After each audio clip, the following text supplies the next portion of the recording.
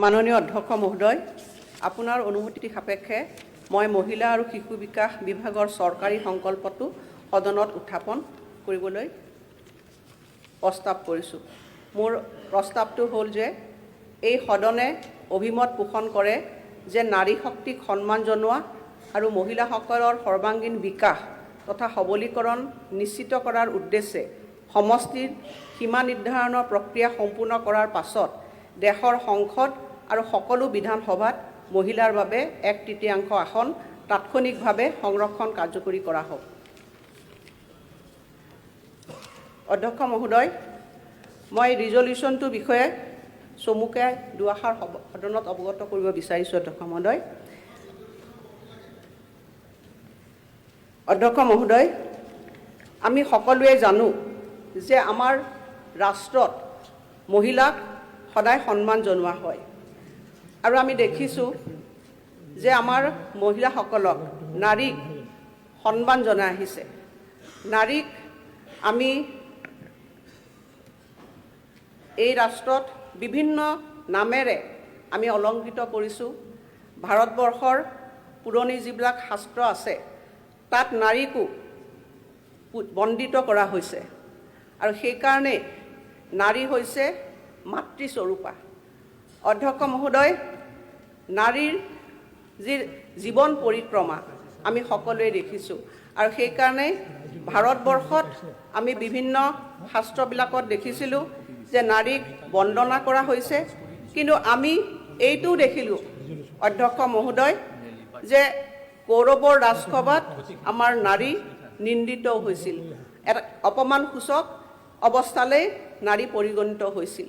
গতিকে নাৰীক আগবঢ়াই লৈ যাবৰ কাৰণে আজি ৰাজনৈতিক সদিচ্ছা লাগিব, সামাজিক সদিচ্ছা লাগিব আৰু সেইকাৰণে অধ্যক্ষ মহোদয় আপুনি দেখিছে যে আমাৰ ৰাষ্ট্ৰত প্ৰায় 50% মহিলা।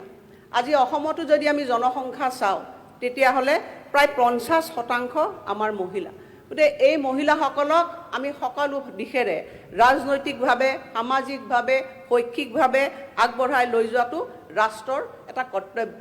কিন্তু অধ্যক্ষ মহোদয়, আমি দুখেৰে দেখিছোঁ যে নাৰীৰ যিটো আমাৰ ৰাজনৈতিক পৰিক্ৰমা, সেই পৰিক্ৰমা আমি শক্তিশালী ৰূপত হয়তো আমি দেখিব পৰা নাই। এই কথাটো কেৱল আমাৰ ৰাজ্যৰ মাজতে সীমাবদ্ধ হৈ থকা নাই বা আমাৰ ৰাষ্ট্ৰৰ মাজতে সীমাবদ্ধ হৈ থকা নাই। আপুনি যদি চাই দেখিব যে গোটেই বিশ্বতে আমাৰ নাৰীৰ যি ৰাজনৈতিক অধিকাৰ, সেই অধিকাৰ পুৰুষসকলৰ সমানে সমানে আমি আজিলৈকেও যাব পৰা নাই। হয়তো তাত বিভিন্ন ধৰণৰ কাৰক আছে। ইয়াত হয়তো সামাজিক বাধাবাধকতা হ'ব পাৰে, শৈক্ষিক বাধকতা হ'ব পাৰে আৰু লগতে মানসিক বাধকতাও হ'ব পাৰে, বাধ্যবাধকতা হ'ব পাৰে। কিন্তু এই ক্ষেত্ৰত আমি নাৰীক আগবঢ়াই লৈ যাব লাগিব আৰু ইয়াৰ কাৰণে ৰাজনৈতিক সদিচ্ছাৰ যথেষ্টখিনি প্ৰয়োজনীয়তা আছে। ভাৰতবৰ্ষৰ পাৰ্লিয়ামেণ্টত আমি বৰ্তমান যিটো আমাৰ স্বাধীনতাৰ 77 বছৰ পূৰ্ণ হ'ল, তাৰ পিছত আমাৰ নেতা নৰেন্দ্ৰ মোদী ডাঙৰীয়াৰ নেতৃত্বত পাৰ্লিয়ামেণ্টত 2023 চনত আজি যিটো মহিলা ৰিজাৰ্ভেশ্যন আইন, যিটো নাৰী শক্তি বন্দন অধিনিয়ম 2023, এই আইনখন তাত দাখিল কৰা হৈছিল আৰু সেই আইনখনত আমি দেখিলোঁ যেতিয়া দাখিল কৰিছিল পাৰ্লিয়ামেণ্টত সকলো দলৰ সকলো সদস্যই একমত প্ৰকাশ কৰিছিল আৰু সেই আইনখন পাছ হৈছিল। যেতিয়া সেই আইনখন পাছ হ'ল তেতিয়া ভাৰতবৰ্ষৰ যি মহিলা শক্তি, নাৰী শক্তি উৎফুল্লিত হৈছিল আৰু সকলোৱে এটা আশাৰ বতৰা হৈছিল যে প্ৰথমবাৰৰ বাবে হয়তো মহিলাসকলে ৰাজনৈতিক যিটো ন্যায় পাবৰ কাৰণে সক্ষম হ'ব। আমি কিছুদিন অপেক্ষা কৰিলোঁ, আকৌ নতুন চৰকাৰ আৰম্ভ হ'ল।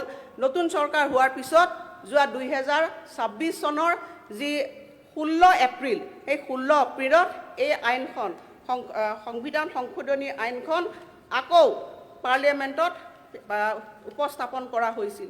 ইয়াত যিখিনি আগৰ আইনখনৰ যিটো নিয়ম আছিল, সেইমতে 3খন যাতে ইয়াত সোনকালে কাৰ্যকৰী কৰিব পাৰে, 3খন ইয়াত বিধেয়ক উত্থাপন কৰা হৈছিল। 1 নম্বৰতে হৈছিল সংবিধান 131তম সংশোধন বিধেয়ক 2026, দ্বিতীয়তে কেন্দ্ৰীয় শাসিত অঞ্চল আইন সংশোধন বিধেয়ক 2026 আৰু ডিলিমিটেশ্যন বিধেয়ক 2026। দুটা দিন ধৰি পাৰ্লিয়ামেণ্টত যথেষ্ট ডিবেট হৈছিল আৰু পিছত আমি দেখিলোঁ যে 18 এপ্ৰিলৰ দিনা এই আইনখন আমি যিটো পাছ হ'ব বুলি ভাবিছিলোঁ, কিন্তু এই আইনখন পাছ নহ'ল। গতিকে অতি দুৰ্ভাগ্যৰ কথা যে নাৰী শক্তিয়ে ইমান দিনে স্বাধীনতাৰ 77 বছৰৰ পিছত পাৰ্লিয়ামেণ্টত তেওঁলোকৰ যি ৰাজনৈতিক অধিকাৰ 33% ৰিজাৰ্ভেশ্যন, এই আইনখনৰ জৰিয়তে ৰাজনৈতিক উত্তৰণৰ যিটো তেওঁলোকে আশা পোষণ কৰিছিল, সেইটো এটা আশাত চেঁচা পানী ঢালিলে।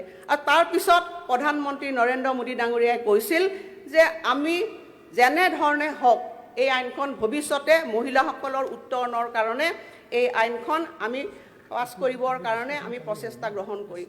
আৰু মই সঁচাকৈ এগৰাকী মহিলাৰ প্ৰতিনিধি হিচাপে আজি আচলতে এই ঐতিহাসিক ৰিজলিউশ্যনটো অধ্যক্ষ মহোদয় আপোনাৰ নেতৃত্বত এই বিধানসভাত সৰ্বসন্মতিক্ৰমে প্ৰস্তাৱটো গৃহীত হোৱাটো বিচাৰিছোঁ।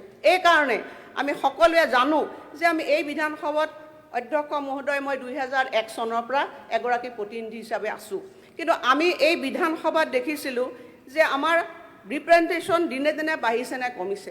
গতিকে আমি ভাবোঁ যে মহিলাসকলক যদি ৰাজনৈতিকভাৱে আমি আগবঢ়াই লৈ যাব লাগে, এই ৰিজাৰ্ভেশ্যন বিলখনৰ যথেষ্ট প্ৰয়োজনীয়তা আছে। গতিকে এই বিলখন যাতে ভৱিষ্যতে যাতে আইনত পৰিণত হয়, আমাৰ পাৰ্লিয়ামেণ্ট বা ৰাজ্যসভাত যি 2/3 মেজৰিটি লাগে, সেই লৈ পেলাই যাতে এই বিলখন যাতে পাছ হয়, তাৰ কাৰণে ৰাজ্য চৰকাৰবোৰে আমি দেখিলোঁ অকল অসমেই নহয়, বহুকেইখন ৰাজ্যই ইতিমধ্যে মধ্যপ্ৰদেশত তেওঁলোকেও এখন ৰিজলিউশ্যন পাছ কৰিছে আৰু NDA শাসিত যিমানবিলাক ৰাজ্য আছে তেওঁলোকে বিভিন্ন ধৰণৰ ৰিজলিউশ্যনেৰে মানে এপিল কৰিছে হাউচক যাতে এই ৰিজলিউশ্যনটো পাছ কৰিব লাগে আৰু ভৱিষ্যতে মহিলাৰ যি ৰাজনৈতিক সুৰক্ষা, মহিলাৰ যি ৰাজনৈতিক উত্তৰণ, সেই যাত্ৰাত এই আইনখন পাছ হ'ব লাগে। গতিকে মই সেইখিনি কথাৰে চৰকাৰৰ ফালৰ পৰা চৰকাৰৰ সম্পূৰ্ণ ধৰণৰ সদিচ্ছা আছে। আমাৰ বৰ্তমান যিখন নতুন চৰকাৰ মুখ্যমন্ত্ৰী হিমন্ত বিশ্ব শৰ্মা ডাঙৰীয়াৰ নেতৃত্বত হৈছে, এই চৰকাৰখনে আন্তৰিকতাৰে কামনা কৰে যে মহিলাৰ ৰাজনৈতিক উত্তৰণ হ'ব লাগে আৰু সেইকাৰণে সেই উত্তৰণৰ কাৰণে আজি মই এই ৰিজলিউশ্যনটো আনিছোঁ। গতিকে পুনৰবাৰ মই হাউচক সকলোলৈকে মই আবেদন জনাইছোঁ যে এই ৰিজলিউশ্যনটো সৰ্বসন্মতভাৱে ইয়াত দলমত নিৰ্বিশেষে ইয়াত পাছ হ'ব লাগে, যাতে অসম বিধানসভা এটা নজিৰ ৰাখে যে মহিলাসকলক ৰাজনৈতিক উত্তৰণৰ কাৰণে সকলোৰে সহমত আছে। এইখিনি কথাকে মই জনাইছোঁ অধ্যক্ষ মহোদয়।